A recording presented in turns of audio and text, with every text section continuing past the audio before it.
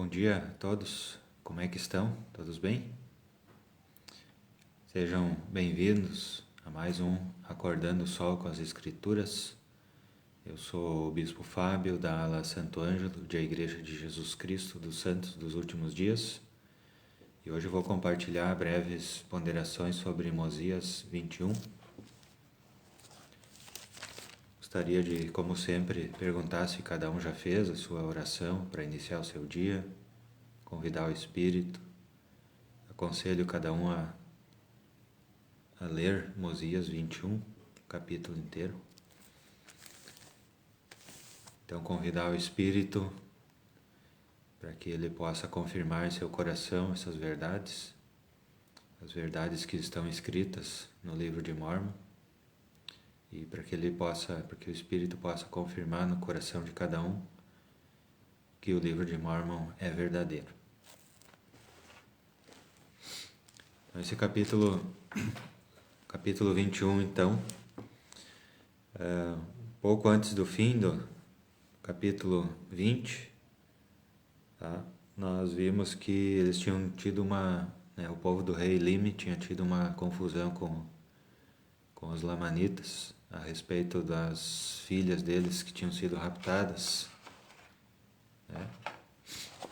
Os lamanitas pensaram que eram os nefitas que tinham raptado, mas na verdade eram os sacerdotes do rei Noé que estavam escondidos, tá?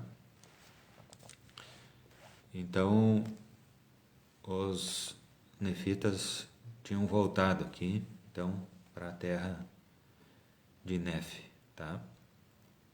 Ali que era a terra governada pelo rei Lime, tá? E eles estavam vivendo em paz uns dias ali, tá?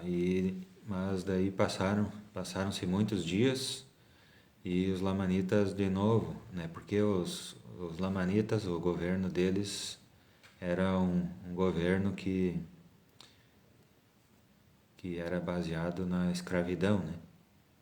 Então eles precisavam escravizar outros povos para poder tirar o sustento, né? Além do sustento, eles queriam viver bem, né? Muito bem, sem precisar trabalhar, né? Diferente dos outros que tinham que ser escravos e trabalhar muito mais, né? Então era esse o sistema de governo dos lamanitas, né? Enquanto alguns trabalhavam muito além do que podiam, né? Eles só pensavam em escravizar, em fazer guerra e essas coisas, tá? Em roubar.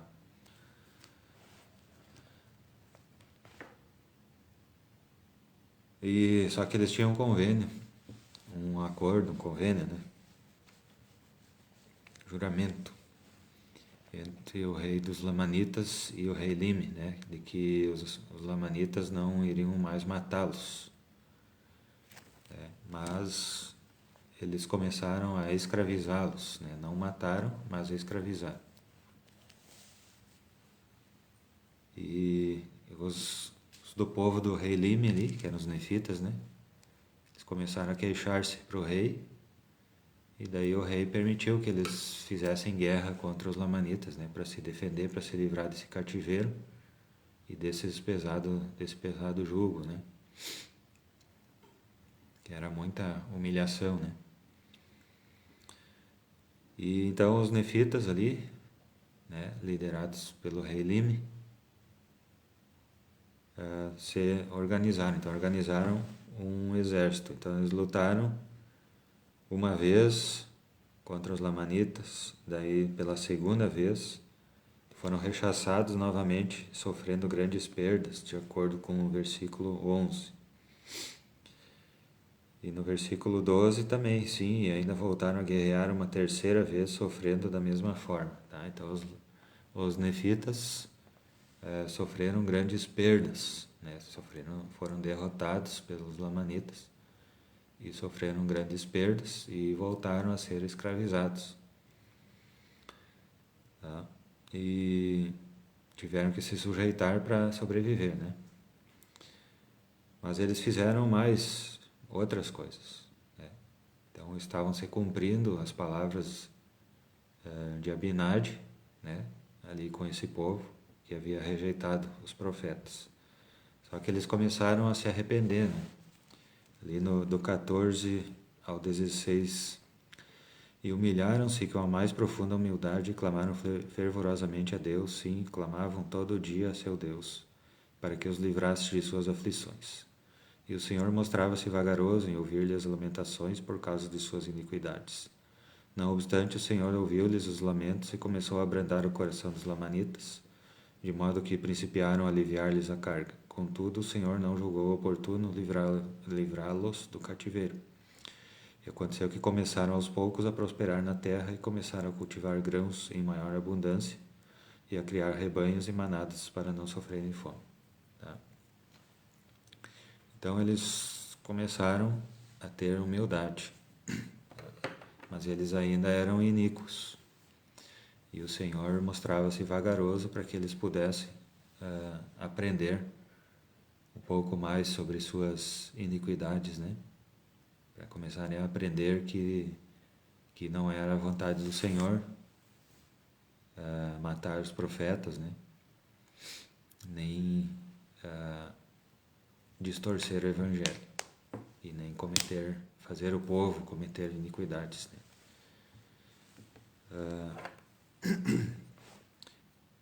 Mas o Senhor começou a aliviar-lhes as cargas, tá?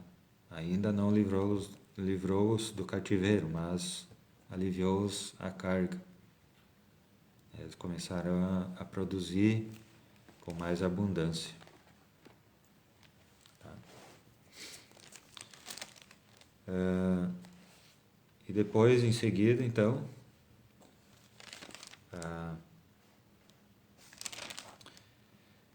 teve o fato de Amon, né? O rei se achava fora das portas da cidade. Vamos ler lá no 23 e 24, então. E o rei, achando-se fora das portas da cidade com sua guarda, descobriu Amon e seus irmãos, e supondo que fossem os sacerdotes de Noé, mandou prendê-los e amarrá-los e jogá-los na prisão. E houvessem eles sido sacerdotes de Noé, ele teria mandado matá-los. Contudo, quando descobriu que não eram, mas que eram seus irmãos e tinham vindo da terra de Zaraíla, encheu-se de grande alegria. Tá? Então Amon era um nefita que vinha de outra terra. Eles estavam procurando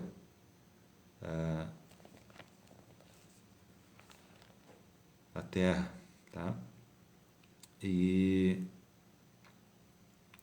um pouco antes desse fato, o rei Lime tinha enviado um pequeno número de homens à procura da terra de Zaraíla, mas não encontraram e se perderam no deserto e só encontraram uma terra onde tinha muitos ossos, né? Coberta de ossos, então uma terra onde tinha sofrido uma grande perda. Só que eles acharam ali um registro, né, antigo, e daí eles trouxeram ali para a cidade de Lime, né, para a terra de Nef. E depois chegou Amon, então chegou de outra terra, né, lá de Zaraíla. Amon chegou de Zaraíla. Tá? No 28 aconteceu o seguinte, ó. E então Lime novamente se encheu de alegria ao saber pela boca de Amon que o rei Mosias tinha um dom de Deus, mediante o qual podia interpretar tais gravações. Sim, e Amon também se regozijou. Tá? Daí eles começaram a conversar, né, sobre a tradução dessas placas, né?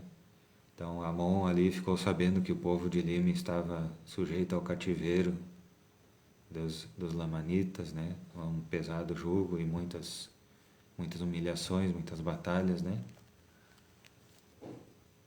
Então Amon começou a conversar ali com o rei Lime para desenvolver algum plano para eles se livrarem do cativeiro.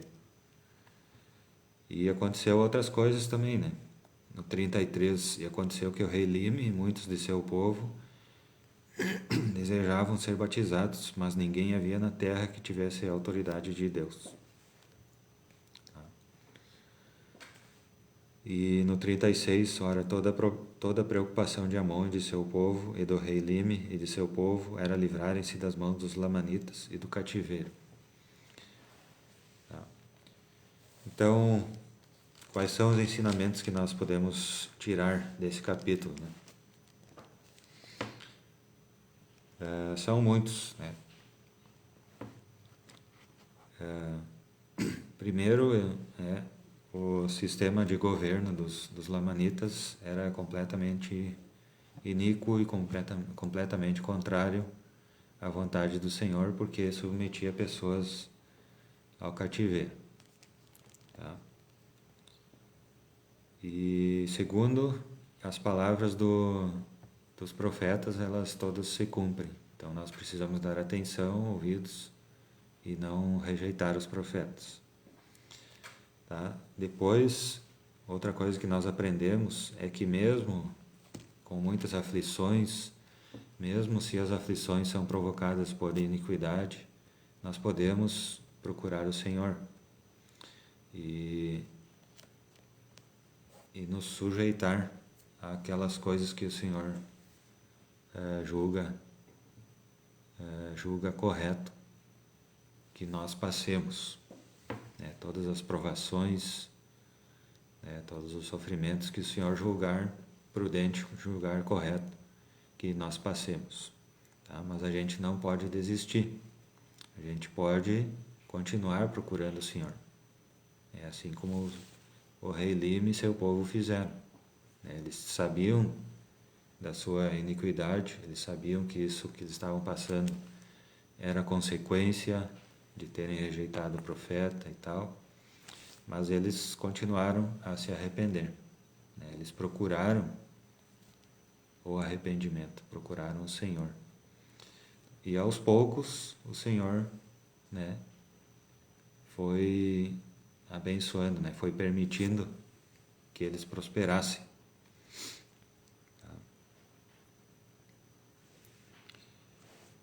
E então, né, depois desse arrependimento, né, desse princípio de arrependimento, né, ainda chegou Amon, né, vindo da terra de Zaraim, para ajudá-los ali, ajudar o rei Lime a se defenderem dos lamanitas.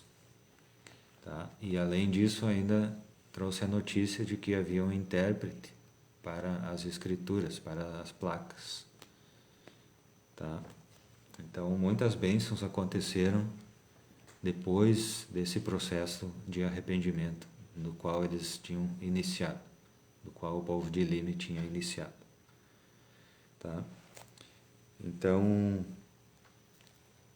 inclusive o desejo de se batizar, de fazer os convênios, né? Tá? Então, esse é acredito que esse seja o principal ensinamento desse capítulo, né? A possibilidade que as pessoas têm de se arrepender em qualquer momento, né? E que as bênçãos, as bênçãos visíveis, as bênçãos que se pode notar com mais intensidade, as maiores bênçãos, né, elas vão acontecer depois de nós iniciarmos esse processo de arrependimento, né?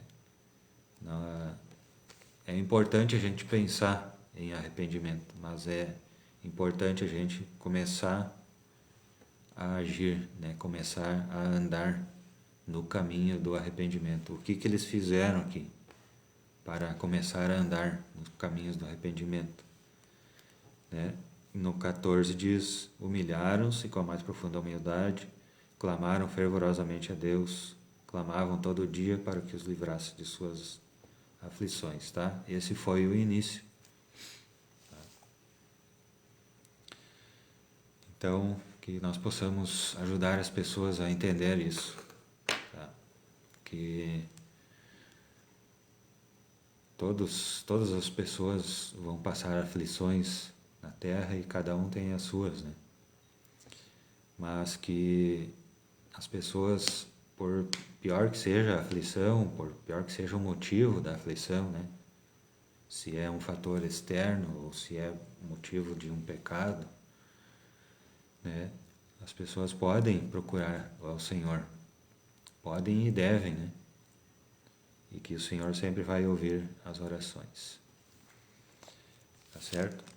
Nós possamos aplicar isso em nossa vida, nesse dia, e possamos ajudar outras pessoas a entender isso também. Tá certo? Então, essas breves ponderações sobre Mosias 21, eu compartilho juntamente com o meu testemunho de que eu sei que o livro de Mórmon é verdadeiro, que eu sei que ele foi escrito por profetas da antiguidade em placas e foi enterrado e depois foi trazido novamente à luz através do anjo Moroni para o profeta Joseph Smith, que por ser um profeta vidente e revelador traduziu essas placas. E agora nós temos elas diante de nós aqui, que são o livro de Mórmon.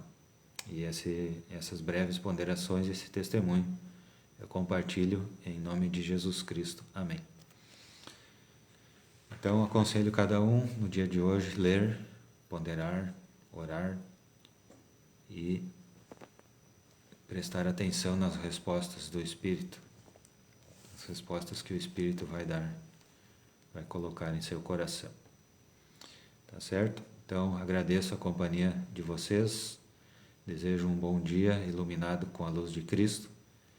Nos encontramos amanhã, 5:45 novamente. Certo? Muito obrigado, bom dia.